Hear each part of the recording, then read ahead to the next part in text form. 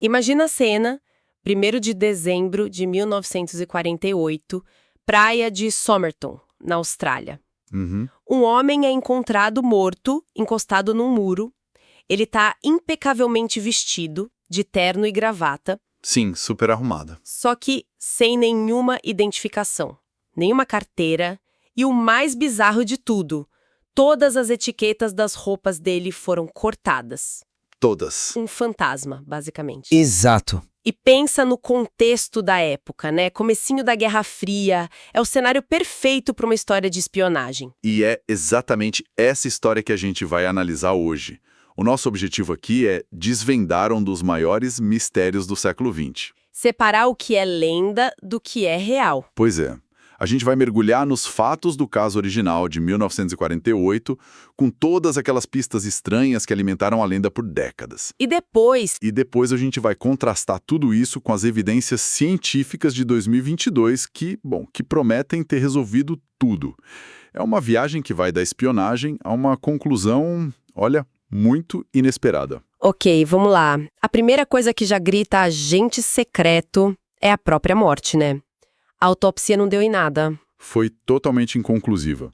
Os médicos disseram que os órgãos internos dele estavam com uma congestão intensa, mas sem sinal de violência, sem marca nenhuma. Nada. E aí, a principal suspeita na época foi o quê? Veneno. Um veneno poderoso, tipo digitálicos. Algo que cause uma parada cardíaca fulminante e, o principal, não deixa rastros fáceis de seguir. O método perfeito para uma execução limpa, profissional, coisa de espião. Exato. A ausência de evidência virou, por si só, uma evidência para muita gente. O corpo estava ali, posicionado como se estivesse só descansando, sabe? E o momento histórico ajuda muito essa teoria. 1948. Sim, a cortina de ferro descendo na Europa, o bloqueio de Berlim tinha acabado de começar, a paranoia era o clima geral. Aí aparece um corpo não identificado, sem etiquetas na Austrália. Só podia ser espião. A imprensa e o público abraçaram a ideia na hora. Com certeza. E aí a história fica ainda melhor. Fica muito melhor. Meses depois, a polícia resolve revistar as roupas de novo e acha um bolso secreto. Costurado por dentro da calça. Isso. E dentro dele, um pedacinho de papel minúsculo, todo enrolado, com só 2 palavras impressas. Tamanchud. O que é fascinante, porque Tamanchud é persa, né? Sim, significa o quê? Está terminado ou o fim. É a frase final de um livro de poemas bem famoso, o Rubaiyat de Omar Khayyam. É uma mensagem muito dramática, quase teatral. Totalmente. Que tipo de pessoa carrega essa mensagem num bolso secreto? Um espião prestes a completar a última missão? Óbvio. É o roteiro perfeito. E a polícia pensou a mesma coisa. Fizeram um apelo público pedindo para quem tivesse uma cópia do livro verificar. E funcionou, né? E funcionou. Um homem apareceu dizendo que achou uma cópia do livro no banco de trás do carro dele, que ele tinha deixado destrancado perto da praia. Na noite em que o corpo foi encontrado. Na mesmíssima noite. Ele pegou o livro e viu que a última página, onde devia estar escrito Tamanchud, estava rasgada. Era a cópia exata. E é nesse livro que a coisa fica, ainda mais misteriosa. Na contracapa tinha umas letras escritas a lápis. 5 linhas. Um código. Parecia um código. Uma sequência tipo MRGOBBAB. Os melhores criptógrafos da Marinha Australiana tentaram decifrar E nada. e nada. Falharam. Para todo mundo, por décadas, aquilo era um código secreto. Uma mensagem de espionagem. E ainda tinha um número de telefone, Ah, sim. O livro também tinha um número de telefone não listado. que a polícia rastreou e chegou numa enfermeira que morava ali perto. A Jessica Thompson, ou Justin. E quando interrogaram ela, ela negou. Disse que não conhecia o homem. Mas tem o detalhe que alimenta a lenda. Quando mostraram para ela um busto de gesso que fizeram do rosto dele, Testemunhas disseram que ela ficou pálida, quase desmaiou. A reação dela foi muito suspeita. o detetive do caso escreveu que tinha certeza que ela sabia quem ele era, mas estava escondendo. Ela virou uma mulher misteriosa, cúmplice, amante. Ninguém sabia por mais de 70 anos. O mundo ficou preso nessas perguntas. E com razão. Um corpo anônimo, veneno invisível, mensagem em persa, um código e uma enfermeira misteriosa. É a história perfeita. Exatamente. E as teorias eram infinitas. Mas, em julho de 2022, a ciência ofereceu uma resposta que mudou tudo. E aqui que a realidade supera a ficção. Quem liderou essa nova investigação? Foi um esforço conjunto. O professor Derek Habett, da Universidade de Adelaide, que era obcecado pelo caso, e uma genealogista forense americana, a doutora Colleen Fitzpatrick. A tecnologia do século XXI entrando no mistério do século XX. Precisamente. E o método deles foi genial. A polícia até exumou o corpo em 2021 para tentar pegar DNA, mas a grande descoberta veio de outro lugar. Do busto de gesso, certo? Aquele que mostraram para a enfermeira. Isso que é o mais incrível. A chave não estava no túmulo, estava no busto de gesso feito em 1948. Como assim? No processo, alguns fios de cabelo dele, da sobrancelha e dos cílios ficaram presos no gesso. Décadas depois, a equipe do Abbott conseguiu analisar esses fios. Nossa, mas isso é possível depois de tanto tempo? É um desafio técnico gigantesco.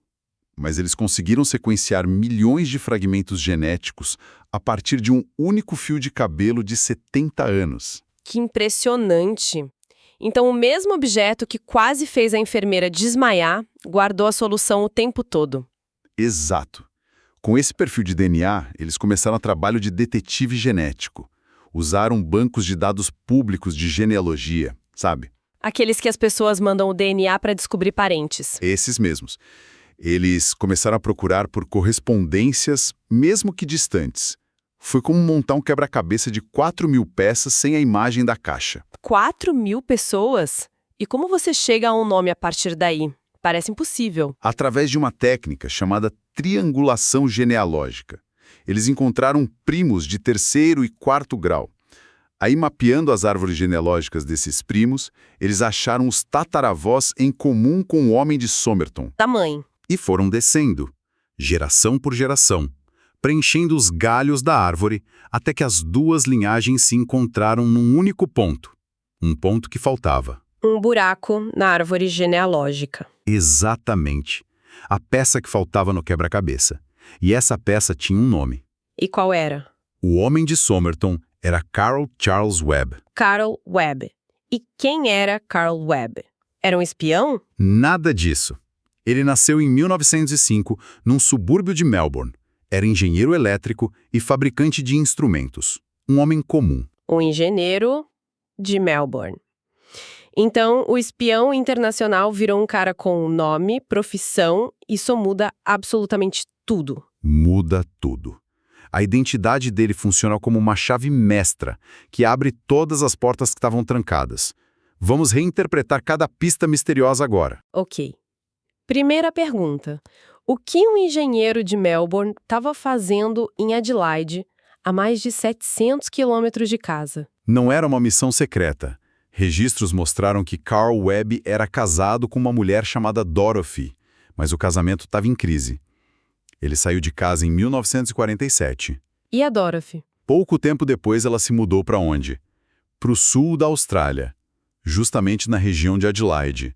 A teoria mais provável é que ele viajou para lá para tentar encontrá-la. Para reatar. Então não é uma história de espionagem. É uma história de coração partido. Tá, a viagem faz sentido. Mas e o código? MRGOBAB. Aquilo parecia muito específico. Apostas em cavalos soa simples demais? E essa é a beleza da solução, né? A gente busca a complexidade, mas a resposta estava no cotidiano. Os papéis do divórcio revelaram que Carl gostava de apostar em corridas de cavalos. Sério? Sim. Com essa informação, o código vira outra coisa. É quase certeza que as letras eram só as iniciais dos nomes dos cavalos em que ele ia apostar. Não acredito. Eram palpites para o Jockey Club, não uma mensagem para a KGB. Que reviravolta! O código que a inteligência da Marinha não decifrou era uma aposta. E o livro Rubaiyat? Isso também se encaixa. A família confirmou que ele gostava de escrever poesias. E o Rubaiyat, com seus temas sobre a vida ser curta, sobre o fim de tudo... Era popular na época, né? Muito. Para alguém passando por uma separação dolorosa, a frase Tamanchut, está terminado, ganha um peso emocional gigantesco. O fim do casamento, não da missão. Exatamente. E a mala? A mala que acharam na estação de trem com as roupas marcadas com T-Kin. Era um nome falso, um álibi? E, de novo, a realidade é mais simples. A pesquisa genealógica mostrou que a esposa dele, a Dorothy, tinha um irmão. O nome dele? Não, Thomas Keane, Thomas King, o cunhado dele. que morava a 20 minutos da casa do Carl. As roupas provavelmente eram de segunda mão que ele ganhou do cunhado. Então, pera. Deixa eu ver se entendi. O veneno da KGB provavelmente não existiu. Talvez uma overdose, talvez suicídio. O código secreto era uma lista de cavalos. A mensagem enigmática era sobre o divórcio. A identidade falsa é o nome do cunhado. A grande conspiração era só um engenheiro triste. Exatamente. O que foi, por 73 anos, um thriller de espionagem, revelou-se uma tragédia humana, solitária. A história de um homem de 43 anos que morreu sozinho, longe de casa, provavelmente por uma dor de amor. Uau! Isso diz muito sobre a gente, né? Porque a gente prefere acreditar numa conspiração gigante em vez de encarar a verdade mais simples e talvez mais triste. Precisamente. A narrativa do espião dá um propósito, uma grandiosidade àquela morte anônima. A realidade, a do Carl Webb, nos confronta com a fragilidade, com o tipo de dor que qualquer um pode sentir. O mistério era mais confortável que a realidade. A história do Carl Webb é, no fim, muito mais triste do que a do Homem de Somerton. O espião era uma lenda. O engenheiro era uma pessoa real. Uma pessoa. No fim, a ciência matou o mito. Se você gostou desta análise, não se esqueça de seguir o nosso canal para não perder as próximas. E você, acha que o DNA mente e ele ainda era espião? Comenta aí. Até a próxima. Tchau.